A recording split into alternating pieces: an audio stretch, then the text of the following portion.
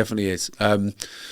Now, this straddles sort of both good and bad AI. This is an example from the interesting and always opinionated Tom Goodwin, very popular on LinkedIn. So he posted recently about the fact that he was looking to buy a new car, and he went to a car company, chatted to a sales exec, sent them an email, I think 7 a.m, got an instant response, had this really good interaction back and forth with this sales rep, and turned up at the local dealership later that day or the next day, whenever, looking to try one of the cars out. Turned out the sales exec wasn't a sales exec. It was an AI chatbot, or it was a large language model, and they didn't have the car that he wanted in the showroom. And his point was, which I thought was a good one, was, you spend billions of dollars to try to get in front of the right customer who's going to spend money to buy a car, and then you mess it up at that point rather than putting a person there, which was a good point. But also, if you look at it, all they needed to do in that scenario, right, was exactly what we've just been talking about, was integrate that AI model that they did, which was really good, by the way, because he thought it was a person responding to him really well. So up until the point that he got there, brilliant.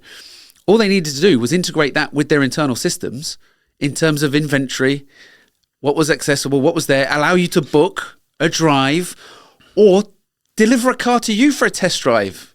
We're not in a world anyway we could do that.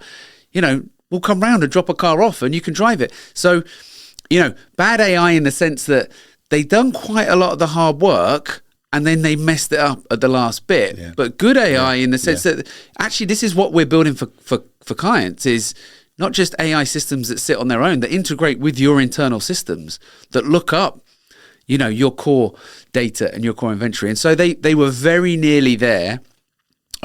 Clearly, I agree, actually, in a lot of areas, you want people in those areas. And if you free up time by speeding stuff up and you can put people more in those service areas to engage with people, that's a good thing.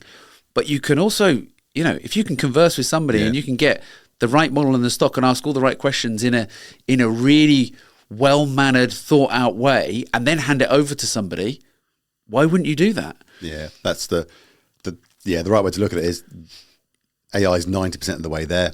You're always going to want human interaction. That's something we talk about a lot, isn't it? The human oversight or augmentation.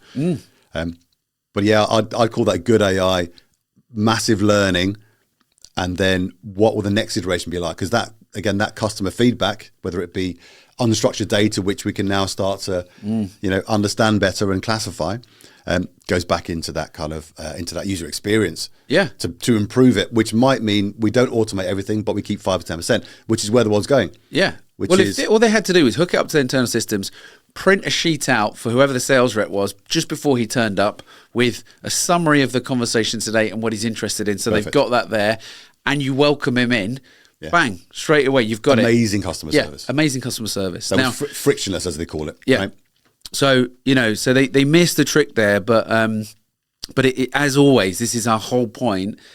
It is a balance of technology and people, and you need to get that balance right. It's not one or the other, and what you tend to find out in the world is people are either all in on AI and trying to get rid of everybody, or they're extremely derogatory about AI, and it's all about the people. It's quite polarizing, the goal is somewhere in the middle, depending on where you are and what department and what business. The mix of those two things is going to change. There's not a fixed 50-50, 70-30, whatever. It's going to change.